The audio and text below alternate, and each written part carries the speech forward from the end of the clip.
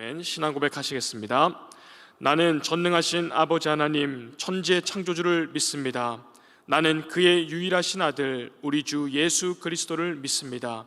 그는 성령으로 잉태되어 동정녀 마리아에게서 나시고 본디오 빌라도에게 고난을 받아 십자가에 못 박혀 죽으시고 장사된 지 사흘 만에 죽은 자 가운데서 다시 살아나셨으며 하늘에 오르시어 전능하신 아버지 하나님 우편에 앉아 계시다가 거기로부터 살아있는 자와 죽은 자를 심판하러 오십니다. 나는 성령을 믿으며 거룩한 공교회와 성도의 교제와 죄를 용서받는 것과 몸의 부활과 영생을 믿습니다. 아멘.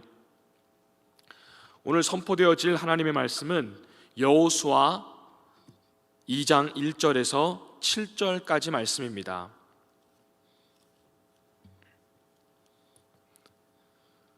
구약 321면에 있습니다.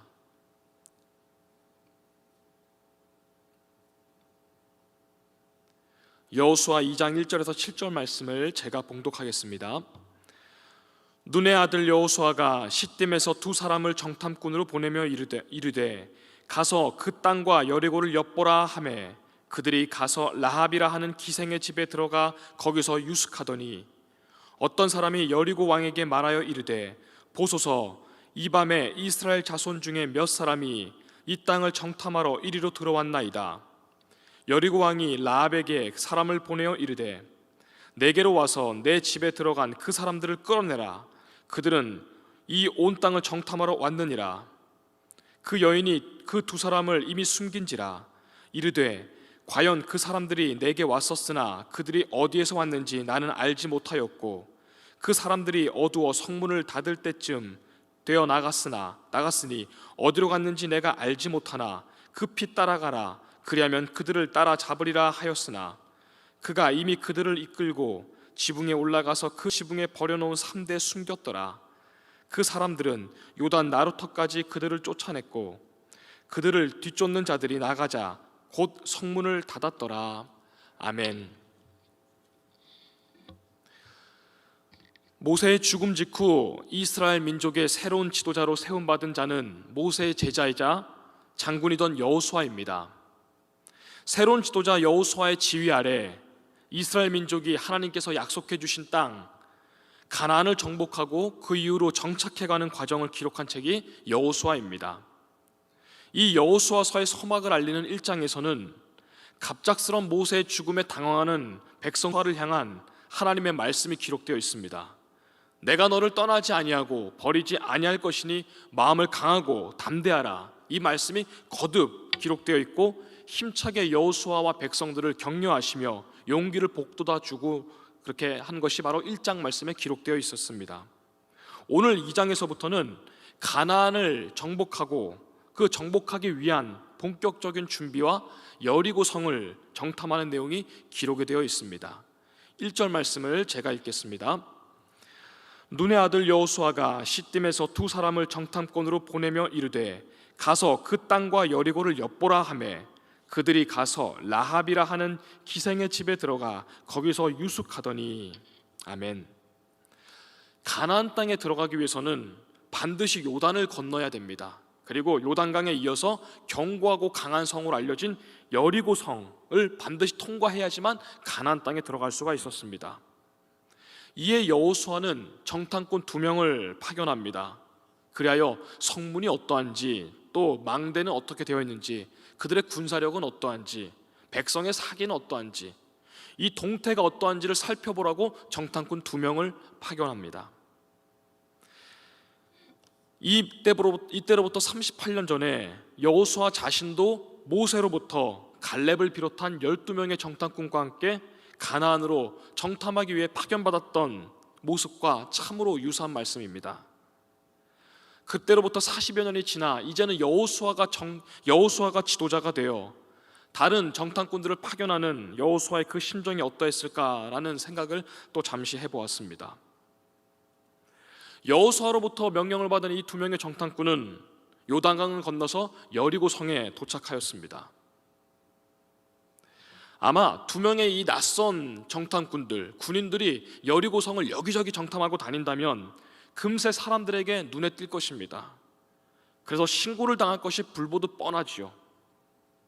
그리하여 이 두 명의 정탐꾼이 들어간 곳은 라합이라는 여인의 집이라 기록되어 있습니다. 그리고 알다시피 이 라합은 기생이라는 직업을 가진 여인입니다. 어쩌면은 이 하나님이 하시는 이 큰 역사 가운데 기생 라합을 쓰신 것은 상식을 조금 깨트리는 일입니다. 좋은 표현으로 기생이지, 이렇게 원문을 조금 찾아보니까 창녀, 그리고 음녀, 간음자라고 기록이 되어 있습니다. 당시 이 라합의 정황상 가난하고 불행했던 그 삶이 그녀를 이러한 일로, 그러한 인생으로 이끌었다는 성경학자들의 견해가 지배적임을 알 수 있었습니다.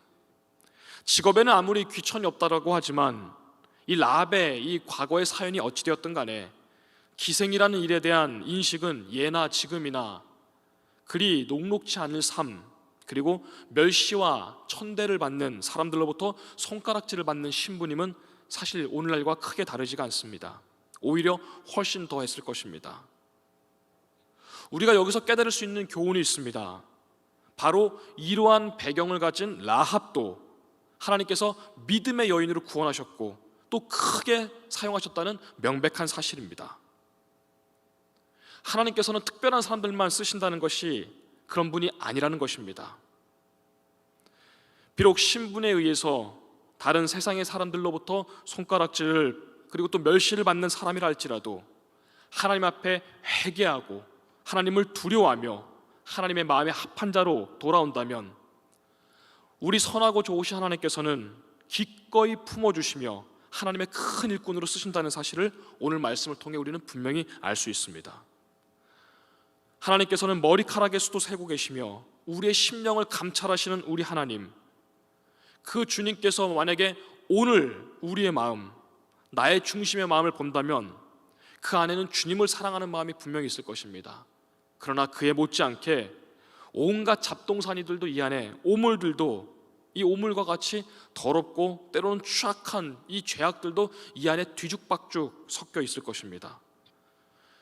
그럼에도 불구하고 선하시고 사랑이 많으신 하나님께서는 하나님 앞에 회개하고 자복하며 돌아오는 탕자와 같은 자들을 안고 품어주시고 더러운 것들은 다 씻어주시며 새로운 옷을 입혀주시는 구원자라는 것입니다. 디모데전서 2장 4절 말씀, 우리가 잘 아는 말씀 가운데 하나님은 모든 사람이 구원을 받아 멸망하지 않고 하나님의 자녀가 되기를 원하신다라는 말씀이 기록되어 있습니다. 이 하나님의 사랑과 구원에 관한 말씀이 여기 말씀뿐만이 아니라 성경에 수도 없이 기록이 되어 있고 우리에게 계속 말씀하십니다. 우리는 이 기생이던 그리고 또 이방인이던 라합이 후에 어떤 믿음의 여인으로 성경 말씀에 기록되어 있는지를 우리는 잘 알고 있습니다. 마태복음 1장을 통해서 예수 그리스도의 족보에 오르는 그 믿음의 조상의 반열에 올라 있으며 또 믿음의 장이라고 잘 알려진 히브리서 11장을 통해서는 당당히 다른 이 믿음의 선진들과 함께 똑같은 믿음의 반열에 또 올라 있음이 기록되어 있으며 행함의 믿음을 강조하는 야고보서 2장에서는 바로 이 믿음을 행한 여인의 본보기요 또 좋은 대표적인 여인으로 이 라합을 예를 들고 있습니다. 오늘날도 이 라합은 믿음의 여인으로 우리에게 우뚝 서 있습니다. 우리나라 옛 속담에 10손가락 깨물어 아프지 않은 손가락 없다라는 말씀을, 이 속담을 누구나 다 잘 알고 있을 것입니다. 하나님 앞에서는 모세라는 큰 인물도 또 다윗도 여호수아라는 이 위대한 업적을 가진 인물들뿐만 아니라 기생이던 이 라합, 이 어쩌면 그 당시 보잘것없던 여인도 하나님 앞에서는 똑같은 10손가락이라는 것입니다. 오늘날 우리도 마찬가지입니다. 하나님 앞에서는 이 손가락으로 좀 예를 들었지만 다 똑같은 모세와 다윗과 여호수아, 라합과 그리고 우리도 하나님 앞에서는 똑같은 사랑하고 귀한 하나님의 자녀이며 똑같은 사랑하시는 손가락이라는 것입니다. 그 어떤 과거와 상처가 우리에게 있다 한들 피와 같이 이 붉은 죄를 눈과 같이 하얗게 하시는 이 주님 앞에 믿음으로 나와서는 우리가 되기를 바랍니다. 2절 3절을 제가 읽겠습니다. 어떤 사람이 여리고 왕에게 말하여 이르되 보소서, 이 밤에 이스라엘 자손 중에 몇 사람이 이 땅을 정탐하러 이리로 들어왔나이다. 여리고 왕이 라합에게 사람을 보내어 이르되 내게로 와서 내 집에 들어간 그 사람들을 끌어내라. 그들은 이 온 땅을 정탐하러 왔느니라. 정탐꾼들이 라합의 집에 숨어들었습니다. 누군가가 이 사실을 금방 알게 되었고 여리고 왕에게까지 그 신고가 들어갔습니다. 이에 여리고 왕은 사람들을 보내서 그 집에 들어간 사람들을, 그 정탐꾼들을 체포해라, 끌어내라 명령합니다. 마지막 우리 절까지 읽어봐서 아실 텐데 라합은 이미 두 사람을 숨겼습니다. 그리고 이렇게 말합니다. 이 사람들이 어디에서 왔는지 나는 전혀 모르겠고 그리고 그 사람들은 이미 다 지나갔다, 이렇게 선한 거짓말을 합니다. 이 라합은 여리고 왕의 명령을 따르지 않은 것입니다. 이 당시 생각만으로도 두려운 이 왕의 명령 앞에 이렇게 대처했다는 것은 참으로 큰 용기가 아닐 수가 없습니다. 왕의 명령 앞에 사람들을 끌어내라, 체포해라, 당장 데리고 와라라는 이 왕의 명령 앞에 심지어 라합의 일화까지 하나님 그 왕이 지명을 했는데 말입니다. 이 라합의 대처는 그야말로 죽기를 각오했음을 알 수가 있습니다. 6절 7절을 제가 이어서 읽겠습니다. 그가 이미 그들을 이끌고 지붕에 올라가서 그 지붕에 버려놓은 3대 숨겼더라. 그 사람들은 요단 나루터까지 그들을 쫓아갔고 그들을 뒤쫓는 자들이 나가자 곧 성문을 닫았더라. 아멘. 어디서 왕의 명령을 이렇게 대처한 라합의 용기가 도대체 어디서 나온 것일까요? 라합은 세상에 있는 눈에 보이는 이 여리고의 왕보다 여호와 하나님을 더욱 두려워할 대상임을 믿었고 알았기 때문입니다.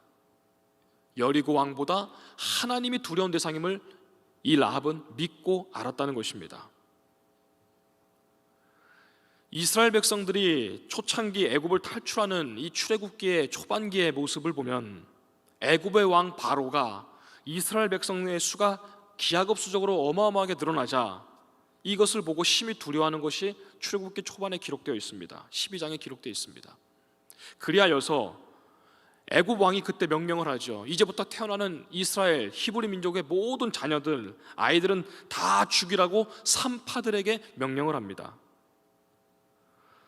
그런데 그 당시 산파들은 이 애굽 왕, 정말 그 당시 하늘을 찌릿했던 그 권력을 가진 애굽 왕 바로의 명령을 어기고 아기들을 다 숨기고 살려줍니다. 애굽의 왕보다 하나님을 두려워했기 때문입니다.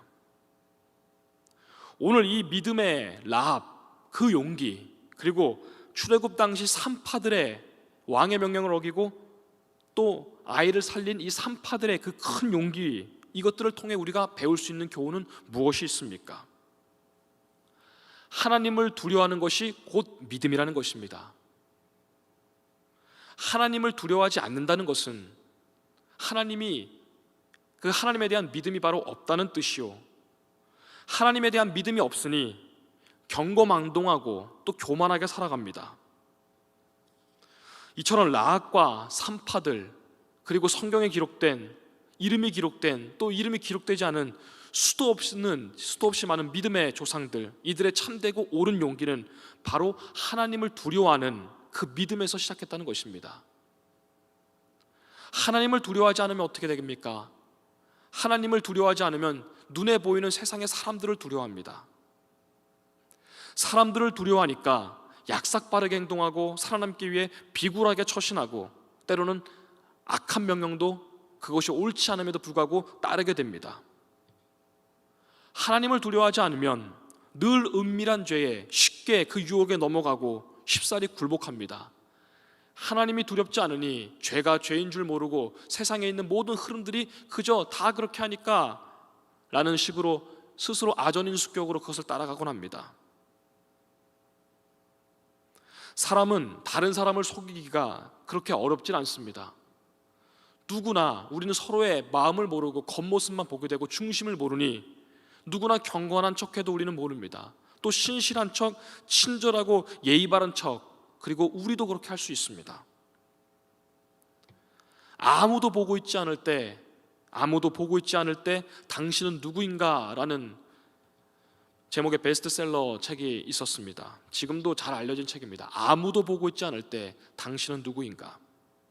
제목 그대로 코람데오, 아무도 보고 있지 않는 그 순간에도 살아계신 하나님께서는 우리의 심령 골수를 감찰하시며 우리는 하나님의 그 눈동자를 두려워야 될 것입니다.